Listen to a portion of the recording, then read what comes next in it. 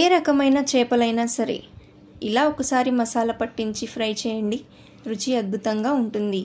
ముందుగా చేప ముక్కల్ని బాగా క్లీన్ చేసుకొని ఇప్పుడు ఒక ప్లేట్లో రుచికి సరిపడా ఉప్పు, పసుపు, 1 టేబుల్ స్పూన్ కారం, 2 టేబుల్ స్పూన్ల కార్న్ఫ్లోర్, 1/2 టేబుల్ స్పూన్ మిరియాల పొడి, 1/2 టేబుల్ స్పూన్ గరం మసాలా, కొంచెం కస్తూరి మేతి, 1 టేబుల్ స్పూన్ అల్లం వెల్లుల్లి పేస్ట్, నిమ్మరసం, 2 టేబుల్ స్పూన్ల వరకు నూనె వేసి మసాలాని బాగా కలపాలి.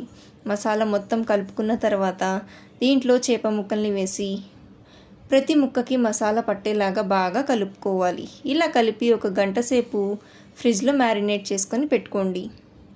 ఇలా కలుపుకుంటే టేస్ట్ చాలా బాగుంటుందండి.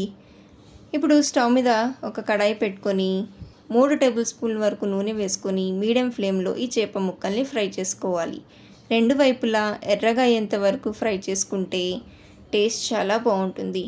ఇది స్టార్టర్లో కానీ లేకపోతే సైడ్ డిష్లో కానీ ఈ ఫ్రై చాలా బాగుంటుందండి. తప్పకుండా ట్రై చేయండి.